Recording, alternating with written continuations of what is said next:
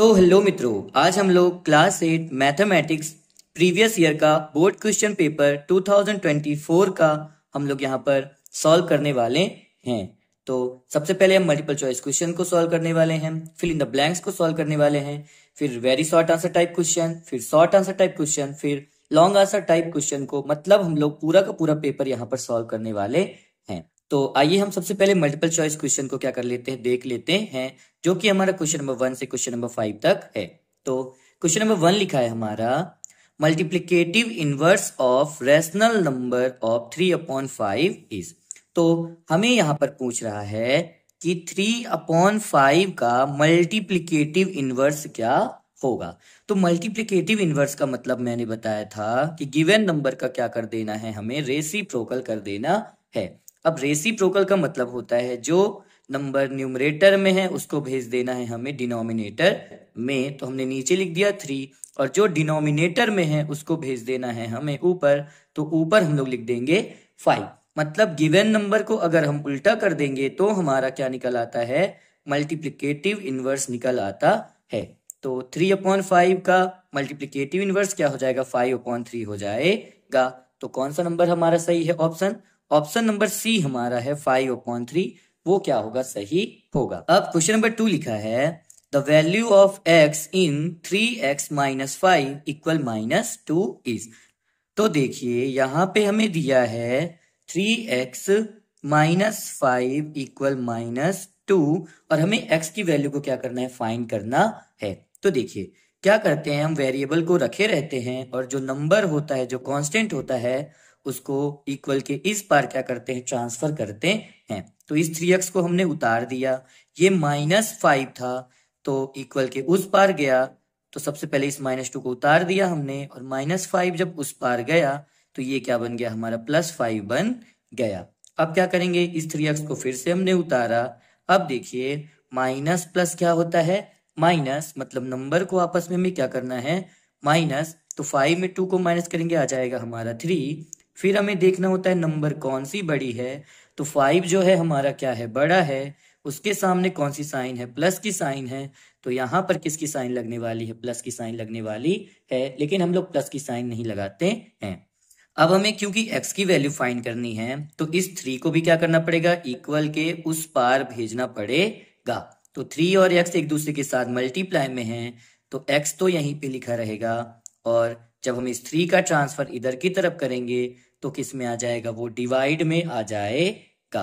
तो हमने इस x को उतारा, इक्वल की साइन लगी थी, इक्वल लिखा, ये 3 लिखा था, हमने इस 3 को उतार दिया और जब इस 3 को क्या किया, इधर की तरफ ट्रांसफर किया, तो वो कहां पर आ गया, अपॉन में आ गया। फिर 3 से हमने 3 को काटा, 3 1 जा 3, तो x की वैल्यू क्या आ रही, हमारी 1 आ रही है। तो कौन सा नंबर ऑप्शन हमारा सही है, यहां पर भी हमारा सी नंबर क्या है, सही है। अब क्वेश्चन नंबर 3 लिखा है in octagon number of sides are. जो ऑक्टागॉन होता है उसमें कितने नंबर ऑफ साइड्स होते हैं। तो आप याद रखिए, ट्राइंगल में 3 साइड होते हैं, क्वाड्रिलेटरल में 4 साइड्स होते हैं, पेंटागन में 5 साइड होते हैं, हेक्सागन में 6 साइड होते हैं, हेप्टागन में 7 साइड होते हैं, और ये जो ऑक्टागन है, ऑक्टा का मीन्स क्या होता है, 8 साइड होते हैं। तो ए नंबर ऑप्शन हमारा क्या होगा, सही होगा। और जिसमें 9 साइड होते हैं उसको बोलते हैं नोनागॉन, और जिसमें 10 साइड होते हैं, 10 साइड होते हैं, उसको बोलते हैं डेकागॉन। तो अगर अब कोई भी आ जाता है तो आप इसको याद रखिएगा। अब क्वेश्चन नंबर 4 लिखा है द वैल्यू ऑफ 9 का स्क्वायर - 7 का स्क्वायर विल बी। मतलब हमें क्या करना है, यहाँ पर देखिए 9 का स्क्वायर करना है और 7 का स्क्वायर करना है और दोनों को क्या कर देना है, माइनस कर देना है। तो 9 9 जा क्या होता है हमारा 81, माइनस 7 7 जा क्या होता है हमारा 49। फिर 81 में हम जब 49 को माइनस कर देंगे तो आंसर आ जाएगा हमारा 32। तो कौन सा ऑप्शन यहाँ पर हम लोग को 32 दिखाई दे रहा है, तो ये रहा हमारा सी नंबर ऑप्शन, जो कि है 32, जो कि क्या है, हमारा सही है।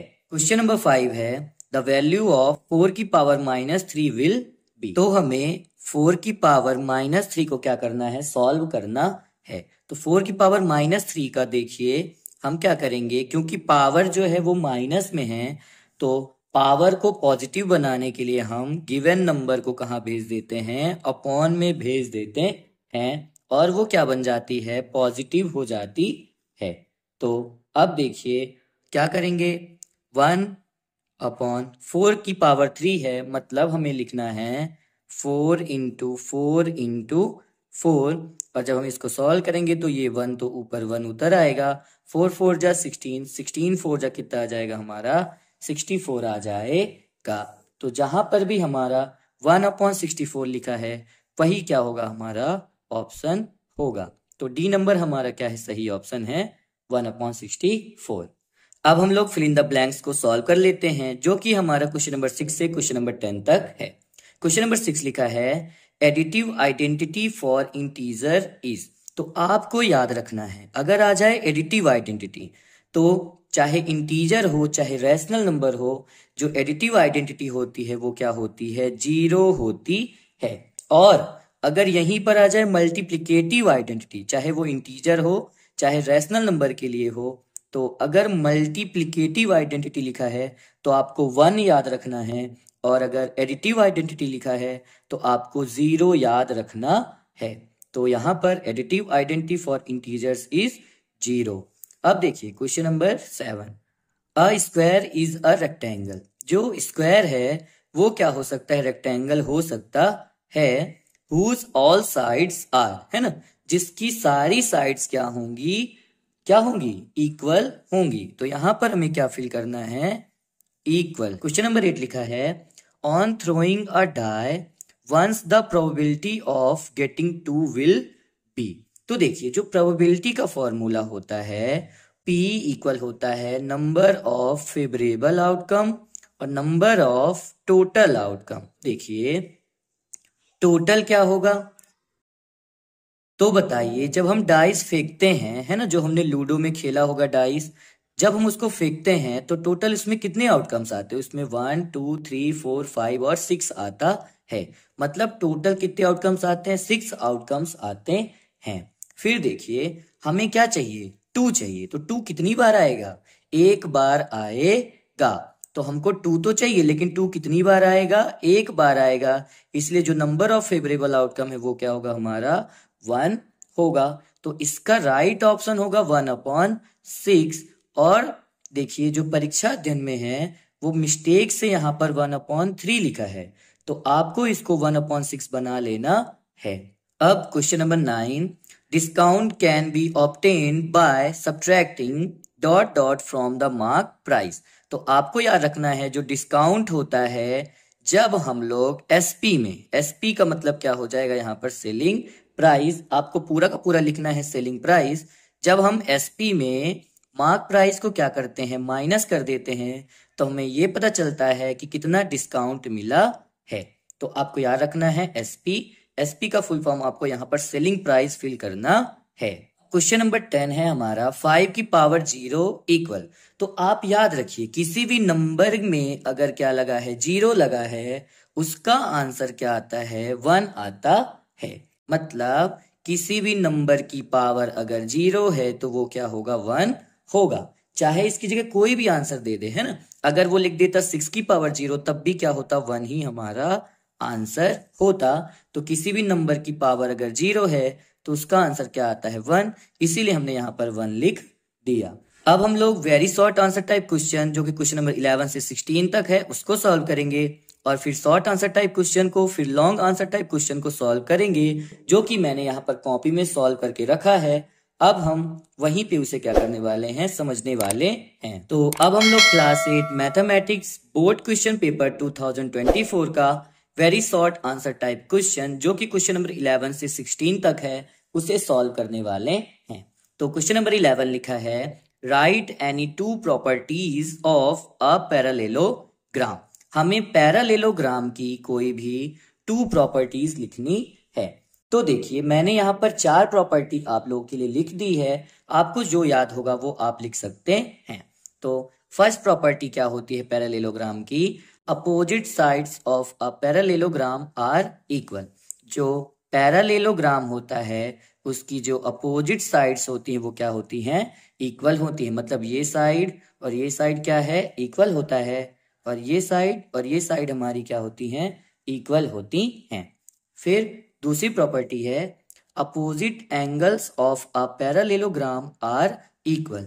तो पैरेललोग्राम में जो अपोजिट एंगल्स होते हैं वे भी क्या होते हैं, इक्वल होते हैं। मतलब जैसे ये वाला एंगल हमारा ए है और ये वाला एंगल हमारा सी है, तो ये अपोजिट एंगल क्या होने वाले हैं, इक्वल होते हैं। इसी तरह ये हमारा अगर बी है और ये हमारा क्या है, डी है, तो एंगल बी और एंगल डी क्या होता है, इक्वल होता है।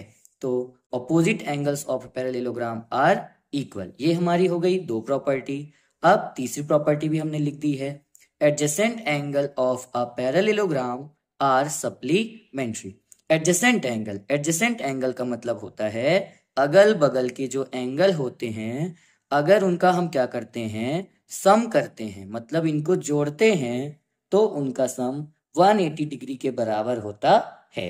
अब चौथी नंबर की प्रॉपर्टी है its diagonal bisect each other. और जो पैरेललोग्राम के क्या होते हैं, डायगोनल होते हैं, वे अपने आप को दो बराबर भागों में बांटते हैं। मतलब अगर ये पूरा का पूरा 10 सेंटीमीटर का है तो ये भी 5 होगा और ये भी क्या होगा, 5 होगा। मतलब जो डायगोनल होते हैं पैरेललोग्राम के, अपने आप को दो बराबर भागों में बांटते हैं। अब क्वेश्चन नंबर 12 लिखा है simplify and right the answer in exponent form. तो देखिए, एक्सपोनेंट का मतलब होता है पावर के फॉर्म में लिखना है।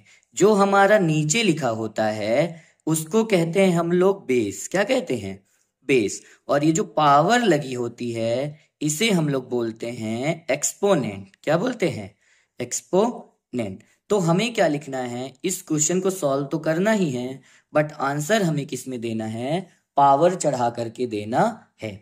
तो क्वेश्चन यहाँ पे लिखा है 3 की पावर -3 इंटू 1/8। तो आइए हम इसको सॉल्व कर लेते हैं। सबसे पहले तो हमने यही क्वेश्चन क्या कर दिया, यहाँ पर उतार दिया। अब देखिए, जो 3 की पावर क्या है, -3 है। तो क्योंकि हमारी जो पावर है वो किस में है, माइनस में है, तो हमें सबसे पहले इस नंबर को क्या बनाना पड़ेगा, पॉजिटिव बनाना है। इसकी पावर को क्या बनाना है, पॉजिटिव बनाना है। और हमने पढ़ा है अगर किसी भी नंबर की जो पावर है वो अगर नेगेटिव है, तो अगर हम उसे डिनोमिनेटर में भेज देते हैं तो उसकी पावर क्या हो जाती है, पॉजिटिव हो जाती है। तो हम लोग 3 की पावर -3 को क्या लिख देंगे, 1/3 की पावर 3 लिख देंगे। और यहाँ पर रीजन भी है, अगर किसी भी नंबर की पावर माइनस में है तो अगर उस पावर को पॉजिटिव करना है तो उसको 1 के अपॉन में भेज देते हैं। इस इंटू के साइन को हमने लगा दिया और 1/8 लिखा था तो हमने यहाँ पर 1/8 को उतार दिया। फिर से हमने इस इक्वल की साइन को यहाँ पे लगाया, है ना। अब 1/3 की पावर 3 लिखा था तो 1/3 की पावर 3 को हमने उतार दिया। इंटू की साइन लगी थी, हमने इंटू लिख दिया। और अब 1/8 को देखिए, ये 1 था तो हमने 1 तो लिख दिया, लेकिन जो अपॉन में 8 था इसको भी एक्सपोनेंट फॉर्म में बनाने के लिए हमने इसको लिखा 2 × 2 × 2। मतलब जब हम 2 × 2 × 2 करेंगे तो क्या आ जाता है, हमारा 8 आ जाता है। फिर हमने इस इक्वल को साइन को फिर से यहाँ पे उतार दिया।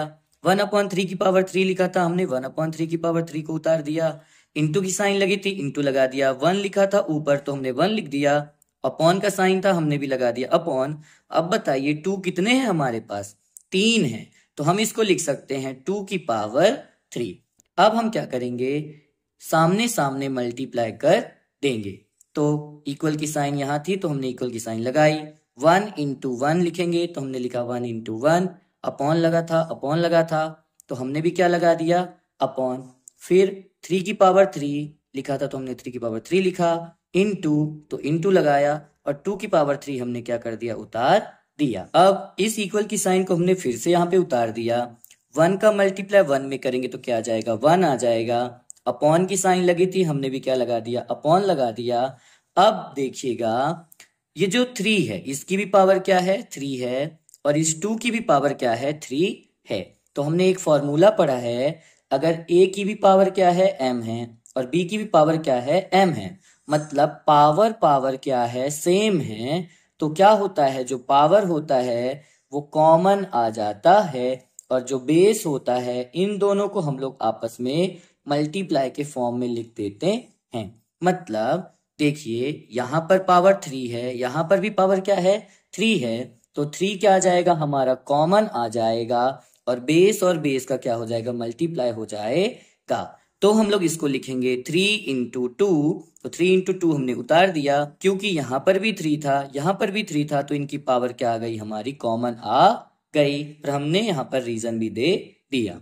अब इक्वल की साइन को हमने फिर से उतारा, 1 अपॉन लिखा था हमने 1 अपॉन लिखा, 3 2 जा क्या हो जाएगा 6, तो 3 2 जा हमने लिखा यहाँ पर 6 और पावर लगी थी 3, तो हमने यहाँ पर उसकी पावर को क्या लगा दिया 3 लगा दिया। अब हमें क्योंकि इस 6 की पावर 3 को क्या करना है एक्सपोनेंट के फॉर्म में आंसर देना है, तो देखिए 6 की पावर 3 नीचे क्या है पॉजिटिव में है, जैसे ही हम इसे ऊपर की तरफ भेजेंगे तो 6 की पावर 3 जो है तो 6 की पावर -3 हो जाएगा और यही आ जाएगा हमारा फाइनल आंसर। हम यहाँ पर रीजन भी दे सकते हैं, अगर अपॉन में कोई भी नंबर जिसकी पावर पॉजिटिव है अगर हम इसे कहाँ भेजते हैं ऊपर की तरफ भेजते हैं तो वो पावर हमारी नेगेटिव हो जाती है। तो 6 की पावर 3 थी जो कि पॉजिटिव थी, जैसे हमने इसको ऊपर की तरफ भेजा तो वो 6 की पावर -3 बन गया। अब क्वेश्चन नंबर 13 है, if cost of 6 pens is ₹24 then what will be the cost of 8 pen. ये है हमारा चैप्टर 11 डायरेक्ट प्रोपोर्शन और इनवर्स प्रोपोर्शन वाला चैप्टर।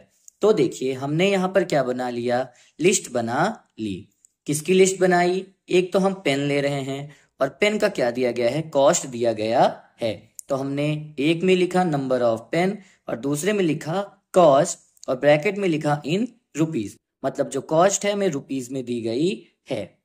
अब 6 पेन कितने रुपए मिलते हैं 24 रुपीज में मिलते हैं, तो हमने यहाँ फिल किया 6 पेन की जो कॉस्ट है वो 24 रुपीज है। फिर 8 पेन का हमें पूछा था तो हमने पेन की जगह 8 लिखा और उसकी कॉस्ट हमें क्या करनी थी पता लगानी थी, तो उसकी जगह हमने क्या लिख दिया क्वेश्चन मार्क लिख दिया।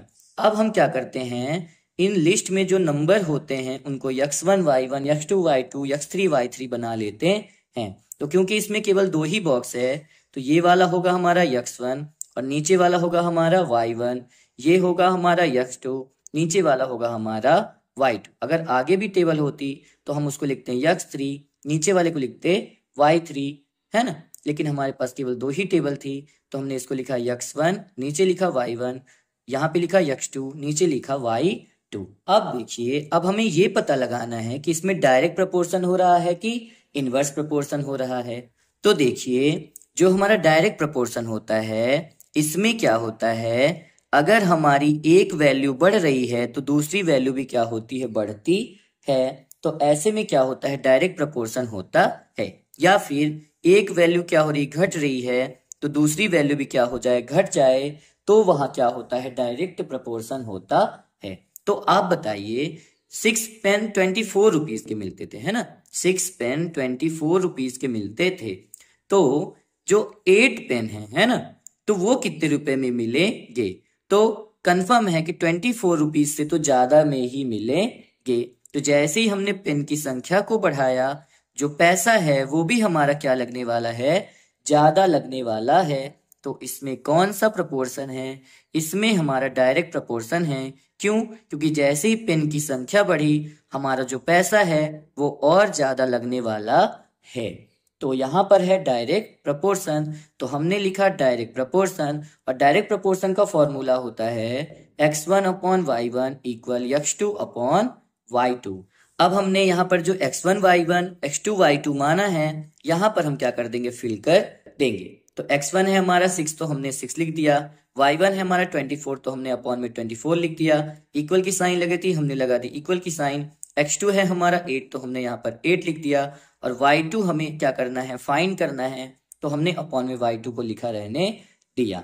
अब देखिए हम क्या कर लेंगे यहाँ पर क्रॉस मल्टीप्लाई कर लेंगे, तो 6 का मल्टीप्लाई y2 से करेंगे तो आ जाएगा 6 इंटू y2, इक्वल की साइन लगी तो हमने लगा दिया इक्वल की साइन, और इस 8 का मल्टीप्लाई इस 24 से कर लेंगे तो हमने यहाँ पे लिख दिया 8 इंटू 24। अब 6 इंटू y2 जो है ये जो 6 है वो किस में है मल्टीप्लाई में है, तो हमें तो y2 बस की वैल्यू निकालनी है, तो हमें इस 6 को क्या करना पड़ेगा, इधर की तरफ ट्रांसफर करना पड़ेगा। तो क्योंकि ये जो 6 है वो मल्टीप्लाई में है, जब वो इधर की तरफ आएगा तो डिवाइड में आ जाएगा। तो हमने इस बार यहाँ पर y2 को उतारा, इक्वल की साइन लगी थी, इक्वल लिखा, 8 इंटू 24 लिखा था, 8 इंटू 24 लिखा।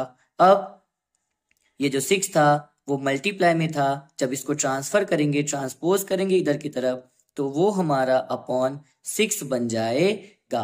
अब हम क्या कर लेंगे, इसको काट लेंगे। इस y2 को हमने यहाँ पे उतार दिया, इक्वल की साइन लगी थी, हमने इक्वल की साइन को लगा दिया, और देखिए 6 1 जा 6, 6 4 जा 24 हमने यहाँ पर काटा था।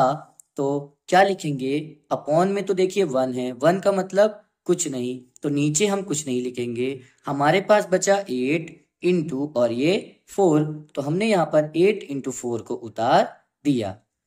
अब इस y2 को हमने फिर से यहाँ पर उतारा, इक्वल की साइन लगी थी, हमने इक्वल की साइन लगा दी, और 8 इंटू जब हम 4 करेंगे तो 8 4 जा क्या आ जाएगा हमारा 32 रुपीज। तो आंसर आ गया हमारा 32 रुपीज, मतलब hence cost of 8 pens equal 32 rupees. मतलब जब हम 8 पेन खरीदेंगे तो हमें 32 रुपीज लगेंगे। तो आप खुद बताइए, देखिए 6 पेन का 24 रुपीज लग रहा था, तो 8 पेन का कितने रुपए लग रहा है, 32 रुपीज लग रहा है। तो देखिए जैसी पेन की संख्या क्या हुई, बढ़ी, तो पैसा भी हमारा क्या हो गया, बढ़ गया। तो यहाँ पर डायरेक्ट प्रोपोर्शन हो रहा था। अब क्वेश्चन नंबर 14 है हमारा, आइडेंटिफाई द डायरेक्ट और inverse proportion in the following and right. यहाँ पर नीचे हमें 2 क्वेश्चन दिए गए हैं, हमें इसमें बताना है कि किसमें डायरेक्ट प्रोपोर्शन है और किसमें इनवर्स प्रोपोर्शन है।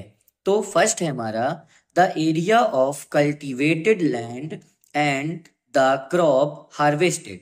मतलब हमें एरिया दिया गया है जो कि खेती के लायक है, और क्या किया जा रहा है, जब उस क्रॉप को काटा जा रहा है। तो बताइए इसमें डायरेक्ट प्रोपोर्शन होगा कि इनवर्स प्रोपोर्शन होगा। तो समझने के लिए मैंने ये बनाया है, देखिए एरिया ऑफ लैंड लिखा है ना, जितना हमारे पास क्या होगा, एरिया ऑफ लैंड होगा, उतनी ही हमारे पास ज्यादा क्या होंगी, फसल मिलेगी। तो अगर 10 हेक्टेयर में हमें 50 क्विंटल क्या मिलता है, क्रॉप मतलब फसल मिलती है, तो जैसे ही ये 10 से क्या होगा, अगर हमारे पास 20 हेक्टेयर क्या रहेगी, जमीन रहेगी, तो हमें 50 क्विंटल की जगह कितना मिलेगा, 100 क्विंटल क्या मिलेगा, अनाज क्रॉप मिलेगा। तो जैसे ही हमने 10 से जैसे ही हमारे पास 20 हेक्टेयर जमीन हुई, मतलब क्या हुआ, ये डाटा हमारा क्या हुआ, बढ़ा। तो ये जो 50 क्विंटल था वो 50 से कहाँ गया, 100 क्विंटल आ गया, मतलब ये भी क्या हो गया, हमारा इंक्रीज हो गया। तो ऐसा केस जहां पर पहला डाटा बढ़े तो दूसरा भी क्या हो जाए, बढ़ जाए, या फिर पहला डाटा घटे तो दूसरा डाटा भी क्या हो जाए, घट जाए। तो ऐसे केस में क्या होता है, हमारा डायरेक्ट प्रपोर्शन होता है, इसीलिए इसका आंसर होगा डायरेक्ट प्रपोर्शन। अब क्वेश्चन 14 का ही सेकंड नंबर लिखा है, the population of a country and the area of land पर पर्सन।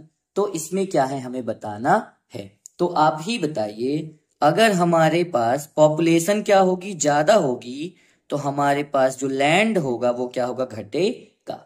जैसे अगर आपके घर में अभी 4 लोग हैं तो बढ़िया क्या करते हैं, आराम से रहते हैं, लेकिन जैसे ही 50 लोग आ जाएंगे तो आपके घर में रहने की जगह क्या हो जाएगी, घट जाएगी। मतलब पहले 4 थे, देखिए जैसे ही 4 से क्या हुए, 50 हुए, मतलब ये हमने क्या कर दिया, बढ़ा दिया। तो हमारे घर में रहने की जगह क्या हो गई, कम हो गई। जब एक वैल्यू क्या हो रही हो, बढ़ रही हो, और दूसरी वैल्यू क्या होने लगे, घटने लगे, तो ऐसे केस में क्या होता है, हमारा इनवर्स प्रपोर्शन होता है, इसीलिए इसका आंसर होगा इनवर्स प्रपोर्शन। क्वेश्चन नंबर 15 है, solve x + 2 into x + 3 by using ऊर्ध्व तिर्यक फॉर्मूला। ऊर्ध्व तिर्यक फॉर्मूला का यूज करके x + 2 इंटू x + 3 को फाइंड करना है। तो देखिए इसमें क्या करना होता है, मैं पहले आपको यहाँ पे डायरेक्टली सॉल्व करके समझा देता हूँ। जैसे लिखा है हमारा x + 2 और x + 3, इनको क्या करना है, हमें मल्टीप्लाई करना है। तो पहला काम होता है हमें वेरिएबल को क्या कर लेना है, मल्टीप्लाई। तो x का मल्टीप्लाई जब हम x में करेंगे तो क्या आ जाएगा हमारा x का स्क्वायर। फिर क्या करना होता है, दूसरा स्टेप होता है हमें क्रॉस मल्टीप्लाई करना है। तो जब हम x का मल्टीप्लाई 3 में करेंगे तो आ जाएगा हमारा 3x, फिर प्लस की साइन लगे तो प्लस लगा देंगे, और जब हम 2 का मल्टीप्लाई किस में करेंगे, x में करेंगे तो आ जाएगा हमारा 2x। ठीक है, अब 3x और 2x को प्लस करेंगे तो क्या आता है हमारा 5x। तो नेक्स्ट यहाँ पर हमारा आ जाएगा 5x। फिर थर्ड स्टेप ये होता है 2 3 जा क्या होता है हमारा 6 होता है। तो हम यहाँ पर क्या लिख देने वाले हैं, +6 लिख देने वाले हैं, जो कि हमारा क्या है, आंसर है। लेकिन इसे हमें अच्छे से समझा के लिखना पड़ेगा, इसीलिए हम स्टेप बाय स्टेप इसका आंसर देंगे। फर्स्ट स्टेप होगा हमारा वर्टिकल मल्टीप्लिकेशन ऑफ वेरिएबल। जो वेरिएबल है उसको कैसा करेंगे, वर्टिकल मतलब ऊपर नीचे का क्या करेंगे, मल्टीप्लाई करेंगे। तो हमने लिखा यहाँ पर x इंटू एक्स, फिर जब हम x इंटू एक्स करेंगे तो क्या आ जाएगा हमारा x स्क्वायर आ जाएगा। फिर दूसरा स्टेप होगा हमारा क्रॉस मल्टीप्लिकेशन। तो हम लोग x का मल्टीप्लाई 3 में करने वाले हैं, 2 का मल्टीप्लाई x में करने वाले हैं। तो अब हम लोग x का मल्टीप्लाई 3 में करेंगे तो आएगा 3x, प्लस की साइन लगे तो लगा देंगे प्लस की साइन।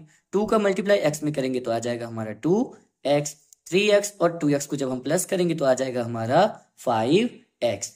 अब देखिए हमारा थर्ड स्टेप है वर्टिकल मल्टीप्लिकेशन ऑफ कांस्टेंट या फिर नंबर। तो कांस्टेंट का मतलब होता है जो नंबर हैं उनको अब हमें क्या करना है, वर्टिकल मतलब सीधे सीधे मल्टीप्लाई करना है। तो 2 3 जा क्या हो जाएगा हमारा 6। तो तीसरे में आ गया हमारा आंसर 6। अब हम जो हमारा फाइनल आंसर है इन्हीं को मिला करके क्या कर देंगे, लिख देंगे। तो हमने लिखा 10 x + 2 इंटू x + 3 इक्वल क्या आया है हमारा, सबसे पहले x स्क्वायर, तो हमने लिखा x स्क्वायर। फिर आया 5x, तो 5x है हमारा प्लस में, तो हमने यहाँ पे लिखा +5x। फिर तीसरे स्टेप में आया 6 भी हमारा प्लस में है, तो हमने यहाँ पर लिखा +6 और ये आ गया हमारा आंसर। अब क्वेश्चन नंबर 16 है find the square of 35 by using the formula एकाधिकेन पूर्वेन। जो एकाधिकेन पूर्वेन फॉर्मूला होता है, जिन भी नंबर के लास्ट में 5 होता है उसी के लिए होता है। तो आइए हम लोग एकाधिकेन पूर्वेन फॉर्मूला से 35 का क्या निकालते हैं, स्क्वायर निकालते हैं। तो हमने 35 का स्क्वायर लिखा, इक्वल की साइन लगाई। अब हम 35 के स्क्वायर को क्या लिख सकते हैं, 35 इंटू 35 लिख सकते हैं। फिर देखिए हमने यहाँ पर नीचे क्या खींच दी है, लाइन खींची है। ये अपॉन नहीं है, हमने क्या खींची है, लाइन खींची है। अब आप बताइए पहला नंबर क्या है हमारा 3 है, तो 3 के बाद क्या आता है बताइए, 4 आता है। तो हमने इस 3 को यहाँ पर लिखा। 3 के बाद जो नंबर आती है तो क्या आता है, 4 आता है। तो हम नीचे लिखेंगे 3 इंटू 4। फिर देखिए लास्ट में क्या है, इसके दोनों के क्या है, 5 है। तो हम लोग 5 इंटू 5 लिख देंगे। बीच में हमने एक स्लैश का लाइन लगा दिया है। तो अब 35 को स्क्वायर हमने फिर से यहाँ पे लिखा। अब आप बताइए 3 4 जा क्या हो जाता है, 12। तो हमने यहाँ पे लिख दिया 12 और 5 5 जा क्या आने वाला है, 25। तो हमने यहाँ पर लिख दिया 25 और ये हमारा 35 का स्क्वायर आंसर आ गया, जो कि 1225 होगा।